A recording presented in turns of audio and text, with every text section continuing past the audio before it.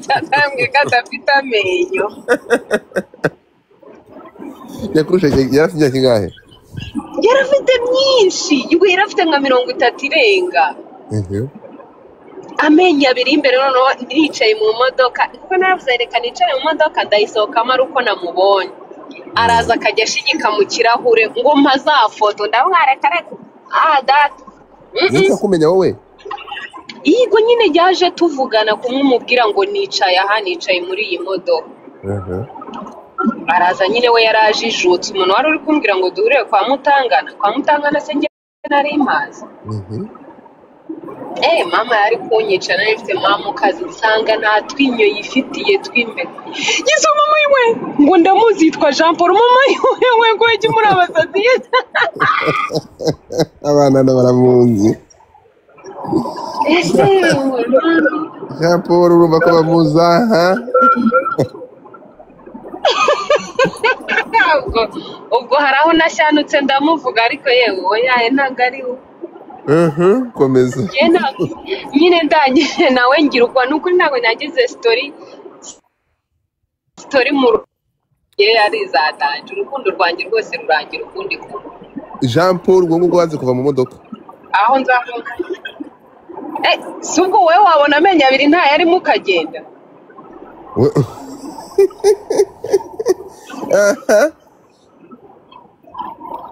Yine nuwo ngo wanca mu myanya y'intoki. Imodoka yari ukomeje baze kusohokana na Jean Paul. Naramugatire kare harabura ibiri ngo tugende. Genda mama nge nahitaga mbeshya ngo genda mama arahari. Amwe mama ari hano muri gare sinzi ibintu nyine navuze kugira ngo agende. Aragenda nyine ariko yaje no kujya mpamagara hanyuma noneho narabaye n'umugore yigeze kumpamagara. Ntaza hanakuye nimero. Ndagenda ndatekereza n'umutima wanjye ndavuga ati uyu muntu w'5 ukimamagara nkwiriye gupfukama nkasenga. Jean Paul umucika. Kandi no nyuma y'udusengesho banze Imana yaramuhushye. Kuba yarapfuye. Oya we iyo umuntu mwakundanye atangiye gupfa n'abandi barahuruduka reka. Mu ex waje harimo ab'ingenzi cyane. Nta mu ex wawe urapfa? Oya ntanapfa sinzabimenya. Oya abi uw'ingenzi like I don't know so Imana izabarinde. I know nta n'umu ex n'ukuri ngira nifuriza ibibi. Niba urukundo rwanjye nawe rutarakunze Imana ifite undi mwana umukwiriye nta impamvu. Nyuma y'uko urigisha yega bushobora kuba nta mutima mubugira. Oya shaje n'ukuri njya kugushingaho warankoroze cyane. Oya nyuma y'uko urakasa mutwe. Ukunda imishyikirano ukunda kumvikana. Niba nakwiye. Nerega mama no umusingakazi. Ese. Harya bo ni iki bazwiho? Aha simbiza abantu batubwira bajya bavuga ngo abasingakazi bashira isoni.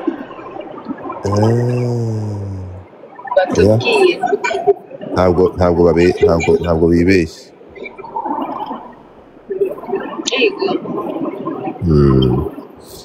Kuko ndareba nkareba ukuntu ushobora kuba waratwaye intuza za mama wawe wamubaga nta miyaga wamushyiramo. Ngo ndi umusinga kandi ndatuje. Igihe uzabona ugukura muri uwo mutuzo wawe nibwo uzisobanukira. Uretse gatoretse gutuma n'abandi minsi. Nta muntu utuza forever iy'isi. Oya iy'isi yo ni danger. Iy'isi nayo ni umusinga wamugani. Ni ukuri kw'Imana. Ubu ni iy'isi atari umusinga? Uzi ko iy'isi uba ufite ukuntu ushaho umeze. Iyi si ufite ukuntu umeze ikagenda ikakugira ukundi kuntu. Gute? Hari igihe akenshi uba uri umuntu mwiza ugahinduka umuntu mubi cyangwa uri umuntu mubi ugahinduka mwiza. Iyi si igira challenge zitandukanye. Oya aho ntabwo wibeshye. Kuko njye yarampinduye cyane. Ese yaraguhinduye Eva? cyarampinduye.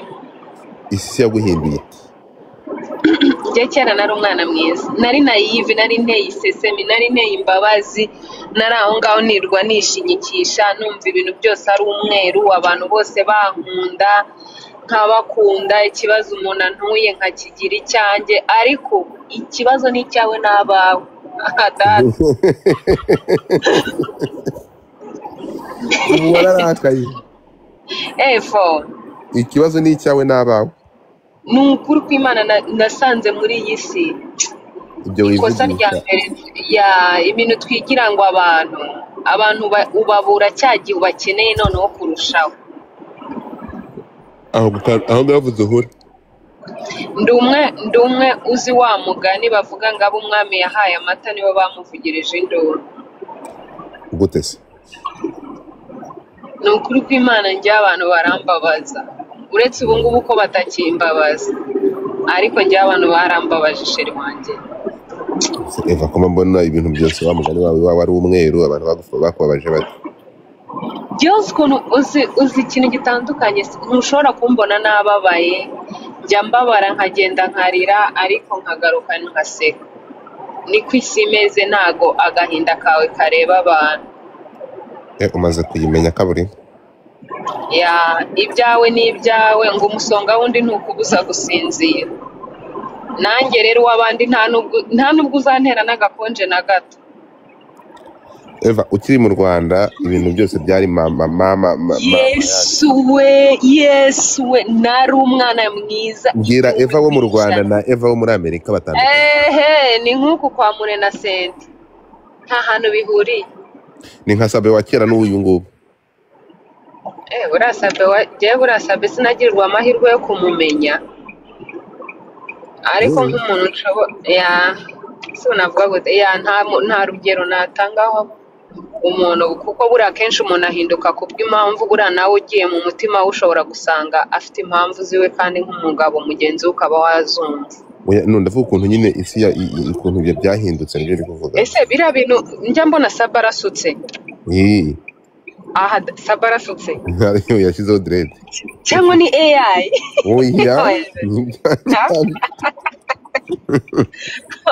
ariko uzi ngo isi hari ikintu itagukoresha wowe ni kuriya wabibonye. Kera mu Rwanda nari umwana mwiza, umuntu wese umbwiye ikibazo, niba unyatse 100 nkakubwira sinabona 100 ariko nzabona 20 by'ubuntu. Nari umwana mwiza, abana bose ubaho, nta umuntu akazi wanjye akamara ukwezi 2 3 simbe namubwira ngo kudata. Nari umwana mwiza uje mu rugo akambara akagenda ushaka iki. Hari n'abantu bigeze baza bakajya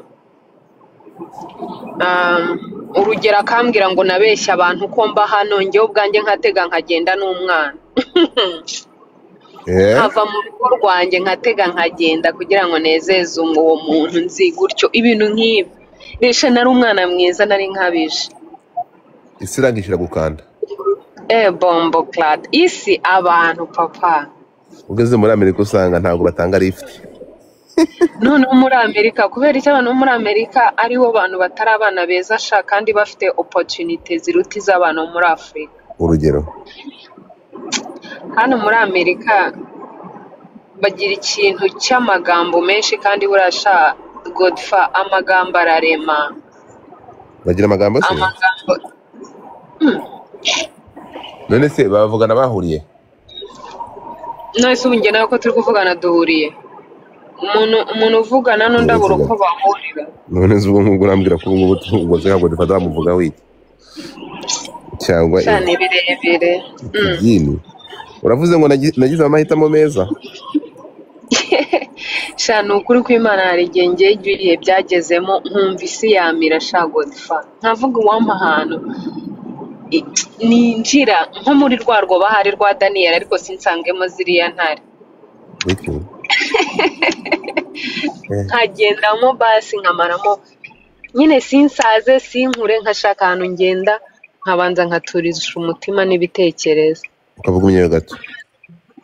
Nkaba mfashe pose y'ibintu byose, numvaga isi yahagarara, isi yabihagazeho gatoya basi nkumva amahoro y'umutima. Yo. ariko hano ntabwo ibintu bikunda. Njye Amerika yanteye kwirengagiza depression. Kuyirengagiza cyangwa Ndayirengagiza kandi irashoboka. gute se? Akenshi buriya depression njye ndi umuntu ufokasinga ku mwana wanjye kuruta uko nifokasinga. I know. Hari nk'ikintu najyaga gukora ubwanjye nkabona ishusho y'umwana nkahita ngarura ibirenge inyuma.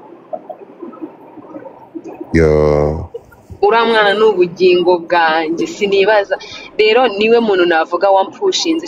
Naciye mu bihe bibi, nta muntu n'umwe ngira hano muri Amerika, kandi hano muri Amerika ugasanga nta muntu n'umwe ukuzi. Aho ugiye hose barakubureminga uko bakureba. Biba birenze. Rero hari igihe depression irenga, agahinda kayitambuka. Wabyitwayemo neza? Naho nakosheje Imana izambabarire n'abantu bazambabarira. Niba ukeneye imbabazi z'abantu ndagukomeje. No, I'm just saying. Uza ndi kuva mu kazi saa 7 z'ijoro hariho twicaranye. Koca.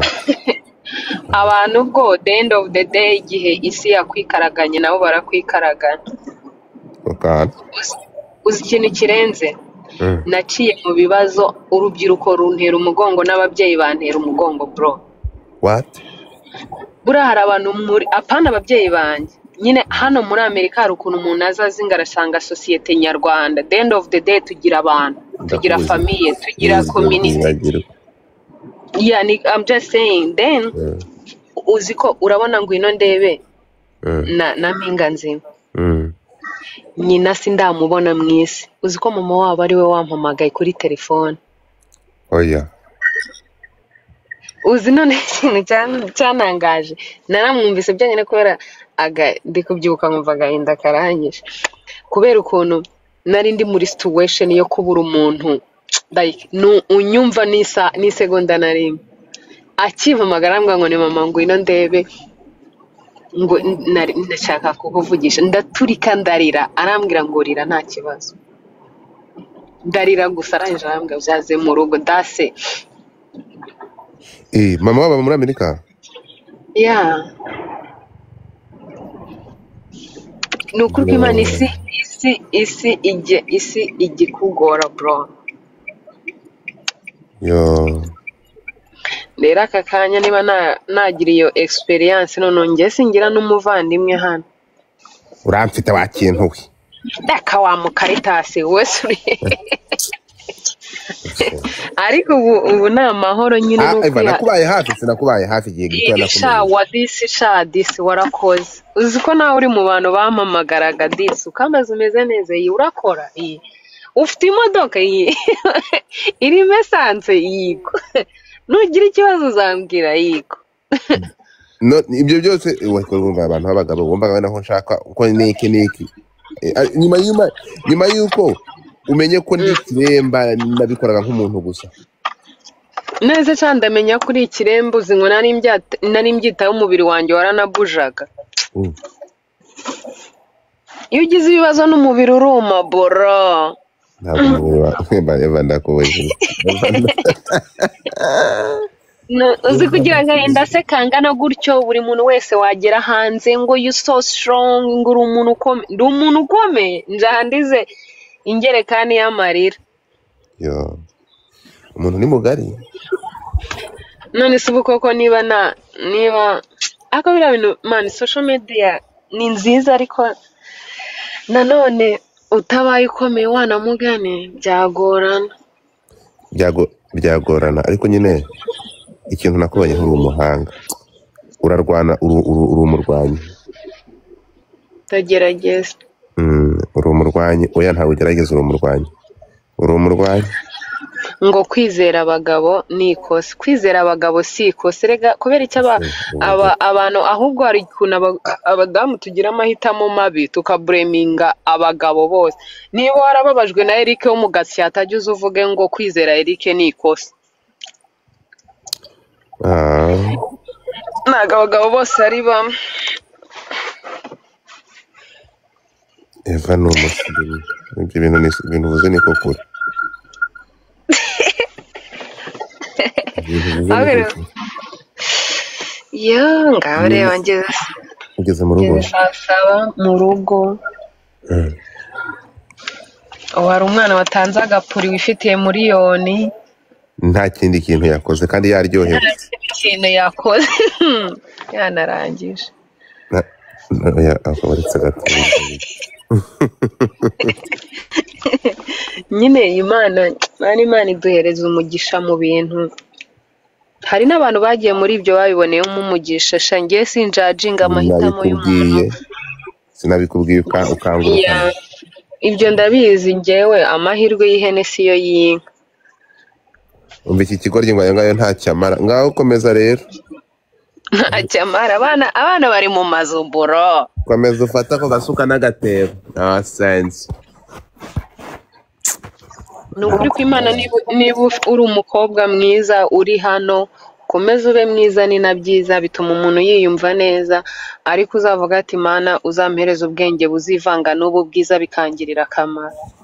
ibyo nabikubwiye urangurukana Ntago nakugurukanye, wavuze ngo mpitemo hagati ya brain na nyashi. uhitamo brain Yamitamo. Uzi ko umukobwa mubi wenda unateye neza, njye sinjya mbona ko umukobwa ari mubi, ahubwo mbona ko umukobwa ari mubi bitewe n'uko yifata. ugiye kubizanamo ubwenge bwinshi. Oya, uzi umukobwa usa neza, ibyo by'ububisi urabibona. Uzi umukobwa uhumura neza, uzi umukobwa wambaye neza, uzi umukobwa wamenye Imana, uzi gushira imishinga ye mu Mana. muri hetaje ndakubwira. Ni ukuri abantu muri komenti nibandike. ubwo uzi intambara uramubaza ko umubiri ukwanga, umubiri ukakwanga, ukawuhongera ukakwanga wa mugore we. Ndabizi neza. Mbabarira, ubuse ni bangahe bapfira Nigeria bagiye mu bibuno? Uko wagira kose, iyo Imana yagukuyeho amabuno, ayiwe amaboko iba yagukuyeho amaboko, nta na kimwe wahindura ku mugambi w'Imana. uretse gato ubwiza n'ubwiza. Eva tiye twemera, urumva uburanga bwawe bwaguhaye viza. Umugabo akurutisha abakobwa bose, aragukunda, yareba igihagararo cyawe, areba inyinya yawe, areba inseko yawe, areba iminwa yawe, aravuga ati ni njye nawe. urimo kunyumva? aya masaha uri kwa Trump, icyo ni kimwe. Eva, uburanga burakora. Ntabwo navuze ko budakora, ariko garanti nicyo kintu nakubwiye, ni kimwe twavuze. urimo kumva? nicyo kintu nakubwiye ngo ubwiza bw'umukobwa bumugeza ibwami. urimo kunyumva? ubwenge bwe bukagena igihe azamarayo. That's true. Sibyo? niyo mpamvu ubona aya masaha utagitunzwe n'uburanga bwawe n'ubwiza bwawe. Ntunzwe n'iki? Ntunzwe na nyashi se? Utunzwe n'uko uri hasi. niko kuri. uri gutungwa n'ubwenge bwawe ubu ngubu. uri kunyumva? Ariko ngo sida yavuzaga ubuhuha da. Hehe. Ese kubera abantu bakunda kuvuga ko ndwaye sida? Kandebe iki kigoryi. Oya mwihore se corona yanduje so muramurwaje. Sida yanjye uyizigura. niko ubu nkawe korode siwe wizize wakigoryi. wasanga urunguru ari rwo rukoresha ya akawunti y'ubugoryi. urakavuza induru kubitwe n'inkuba. Sinakubwiye, reba nka kora dufite abaforowazi 400. noneho ikigoryi cyaragiye mwana w'umuntu we. iki gitondo sha muri ibusubuye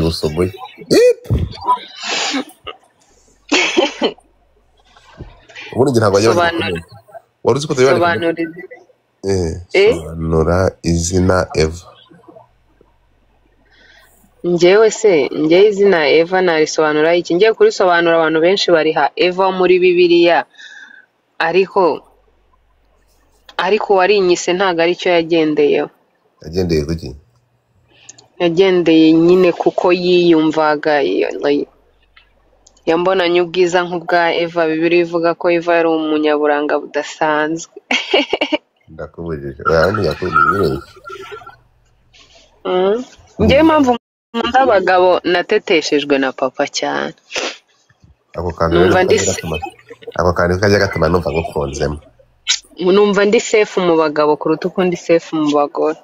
kuriya se Uzi ni gute utaba safe mu bagabo nicyo gihagararo cyawe ariko wowe ese ndi mugabo uri safe mu bagabo nyine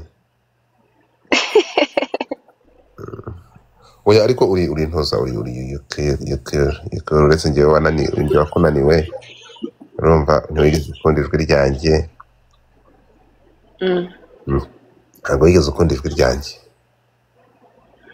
ugira ijwi rimeze ukuntu ryiza agatsindwa n'Imana ni ryiza of course. twahuye nkunda amafaranga nawe yakunda ntabwo byari kuvamo ako buri abantu bakunda amafaranga ni fresh. Njyewe bino bintu birankorera. nkeneye gusengera oya nataka amahombe Mane, amafaranga muri iyi si niyo azaguha agaciro ukeneye, niyo azaguha icyubahiro ukeneye, niyo azakwicaza ku meza utigeze wicaraho. Amafaranga muri iyi si ndi gushaka niyo azatuma umwana wanjye azajya yicara ahantu ntihagire umuntu umusuzugura. ndakubujije Ni ukuri kw'Imana akajya avuga ati nagize umubyeyi umeze uku nanjye ubu uku nguku ndwana niko mama wanjye ameze. Buriya ni ukuri ko umukobwa behavinga ntabwo biba biri kure y'imico ya nyina. Jesus ntagire ubyumva nabi ariko akenshi tubehavinga uko twarezwe niko mbitekereza njyewe. Why? Kandi nta nubwo navuga ngo ndababaye, nta nubwo navuga ngo ndishimye. Cyambere nkunda Muyango nk'umuntu umuzi, Kimenyi ndamukunda nk'umubyeyi, nk'umuntu wagiriye igihugu akamaro n'ubu aracyagifitiye akamaro. Icyo mpa agaciro ni uko abantu ari bazima kandi bara ni abantu bakuru bafashe uwo mwanzuro ubwabo bumva ko ari ubagenewe. None njye ndinde wo guturuka ku ruhande nkajya kuvuga ngo ndababaye ngo baratandukanye cyangwa ngo aho nago that's not my place.